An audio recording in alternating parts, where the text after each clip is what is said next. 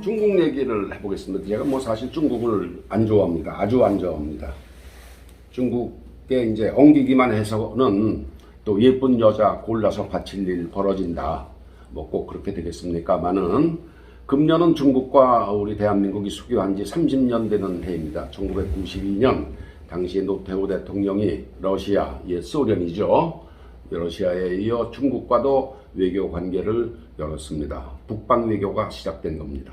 30년 전입니다. 6.25 한국전쟁에서 총을 겨누고 중공군, 중국과 싸웠지만 이제는 새로운 길을 찾자는 신선한 생각이었습니다. 서울 명동 한복판에 있는 대만 대사관이 하루아침에 중국 대사관으로 간판을 바꿔 달았습니다.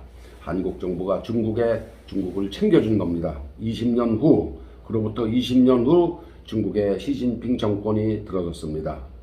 수교 후 20년 동안은 순조롭게 이루어졌던 한중 협력 관계가 지금 명나라나 청나라 시절에 조선이 종속돼 있던 그런 관계로 바뀌었습니다. 대통령 직속 4차 산업혁명위원회가 개최한 국제 컨퍼런스에서 대만의 장관급 인사가 모두 발언을 하기로 예정되어 있었는데 사전 통보도 없이 취소했습니다. 중국 정부는 잘했다.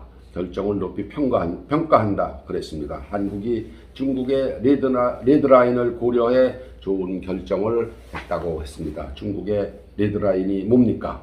대만이 독립을 추구하면 그 죽음의 길 우리가 쳐들어가겠다 이런 겁니다. 중국이 어떤 나라입니까? 작년 12월 23일 20일 전에 삼성 반도체 공장이 있는 산시성, 이게 한자로 쓰면 협서성이죠. 산시성 시안에서 확진자 223명이 나오자 전 주민에게 외출 금지령을 내렸습니다. 1300만 도시 인구가 완전 봉쇄됐습니다. 이틀에 한 번 한 가구당 한 사람만 식료품을 사러 외출을 할 수가 있게 그렇게 규제를 했습니다. 1300만 명 전수 코로나 검사를 했습니다. 이런 나라가 중국입니다. 상해에 있는 디즈니랜드에서는 한 명의 확진자가 나오니까 34,000명, 그날 들어들었던 34,000명의 이용객을 완전히 격리하고 전수 검사를 했습니다. 무지막지한 방역이 경제 활성화에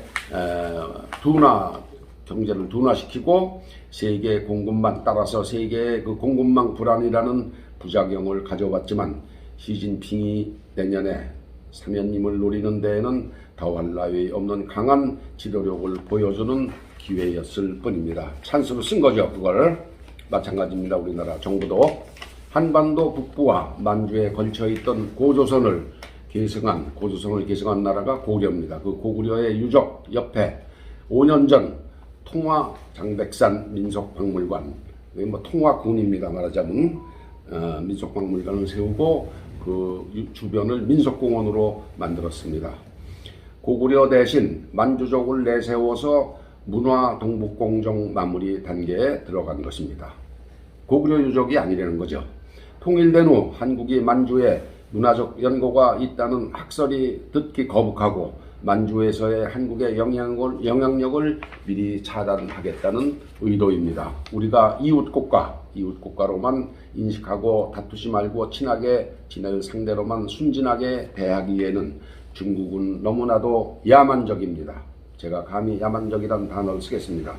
중국 정부 나아가서 그 정부에게서 시시콜콜 감시받고 교육받고 간섭을 받는 일반 중국인들의 야만성, 우리가 해외를 여행하거나 살면서 종종 느꼈던 바입니다. 손흥민, BTS, 오징어 게임이 없어도 일본인들은 아시안 헤이트, 아시아를 증오한다고 그러죠. 그 주로 중국 사람이 대상인데 로부터 비교적 자유롭습니다. 일본인들은 그런 대접을 안 받습니다. 그런데 왜 우리 한국만, 유독 우리 한국인만 중국인 비슷한 대접을 받는 걸까요? 겪어보지 않으셨습니까? 느끼지 못하셨습니까? 제가 너무 과민한 겁니까? 중국에 여자를 바친다는 공녀란 말을 들어보신 적 있으십니까? 조선시대에만 예쁜 여자 146명이 중국 명나라 황제에게 놀이객감으로 바쳐졌습니다. 끌려갔습니다. 명나라가 청나라에게 망하기 전 조선의 효종 때까지 일어났던 일입니다. 그보다 앞서 고려시대에는 중국을 지배하고 있던 몽고족이 세운 원나라에 170명의 여자가 끌려갔습니다. 원나라는 공개적으로 공료를 요구했는데 명나라 황제는 비밀리에 공료를 요구했습니다. 황제의 놀이개로 일생을 살다가 황제가 죽으면 산채로 함께 무덤에 묻히기도 했습니다. 순작이라고 하죠. 아니면 궁에서 쫓겨나 노비로 팔리기도 했습니다. 한글을 창제한 광화문에 세종임금 동상이 있습니다. 한글을 창제한 세종임금조차도 원통하지만 어쩔 수 없다. 명령이 떨어지면 따를 수밖에 없구나. 이렇게 한탄을 하였습니다.